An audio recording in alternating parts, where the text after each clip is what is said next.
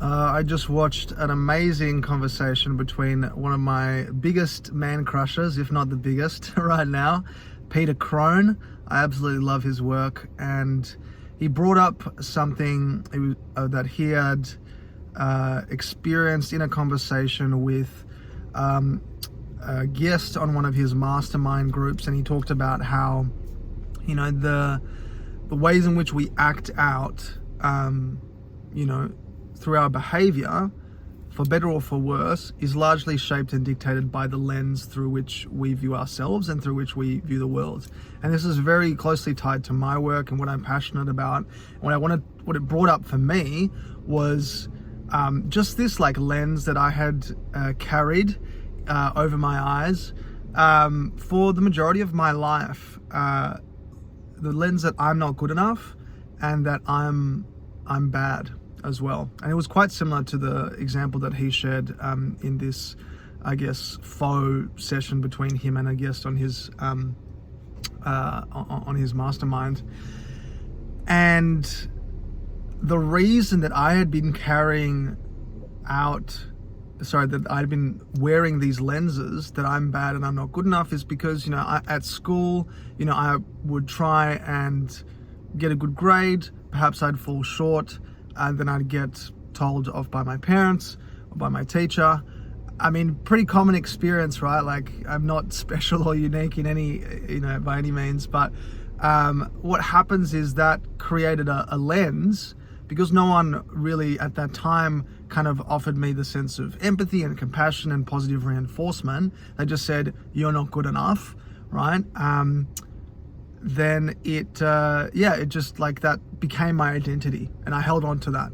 And then every time that I would try and achieve or produce a good a great result in sports, in academia, in intimate relationships, I would make a mistake or I'd fall short, and then it would constantly reinforce this lens that I'm not good enough. The second one is I'm bad, right? And it's closely tied to the I'm not good enough narrative, because if I made a mistake, or just trivial stuff that kids do, I don't know, like climbing up in the kitchen and playing with knives or whatever, or I don't know, even whether it was at school, making a mistake, or perhaps even being held back in class, when I was in primary school, and then having, my dad find out about it and have him beat me senselessly, that really reinforced the idea that I'm bad. I'm a bad boy. And that then started to manifest later on in my life through the use of substances, through the use of drugs and alcohol, so much so that it got to a point where I was actually pulled over with drugs in my system, and I was sent to court, really strongly reinforcing this trigger and this lens that I had, that I'm bad.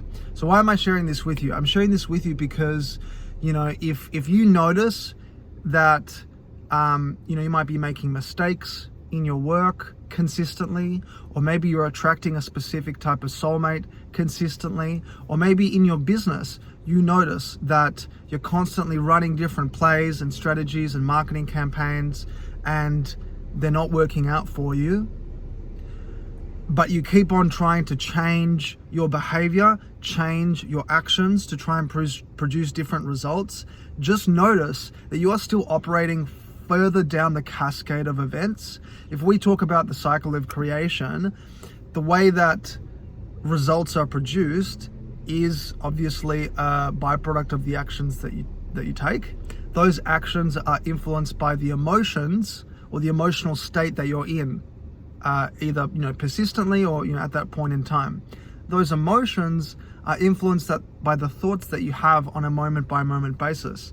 And the thoughts that you have are shaped by the lens through which you see the world through, these subconscious paradigms or programs or lenses, right? All different words for the same thing. So instead of consistently trying to run different plays, to try and navigate a difficult conversation with your son or your dad or your lover or your boss or one of your team members, and you notice that you're stuck in this kind of Groundhog Day,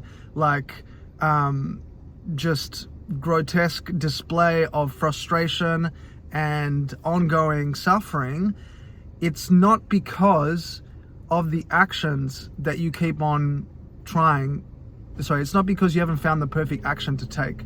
It's because you're still operating through this lens that is obscuring your vision and influencing the actions that you're taking, in a potentially destructive way. So again, this is just a reminder and an opportunity to kind of go back within and notice, if all of these circumstances and situations are constantly reinforcing, I'm not good enough, I'm bad, I can't be trusted, I can't trust other people, ask yourself, where did I get this idea from?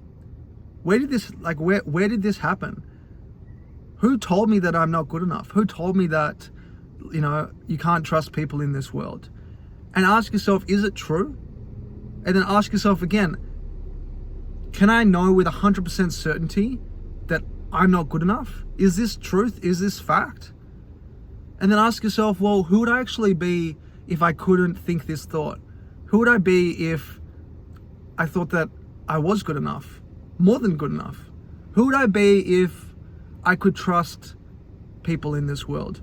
Who would I be if I believed with conviction that I am strong, capable, courageous, compassionate? And just hold on to that thought and consistently get emotionally involved in it and think about how your life would look like. Because the more that you do that on a consistent, ongoing basis, the more you start to experience new thoughts that reinforce this new empowering belief, new uplifting emotions, which are cascading down through your nervous system as a byproduct of the thoughts that you're thinking, putting you in a new uplifted emotional state, which will produce new empowering actions and results. So that's it for today. I hope that's helpful for you. Thank you again for tuning in, and being with me on this journey. I'm not pretending to have figured it out. Just because I understand some of these concepts doesn't mean that I don't experience, shitty circumstances in my life. I'm still working through them every day. And I hope, just what I've learned has been helpful for you as well. So sending you lots of love and have a beautiful day ahead.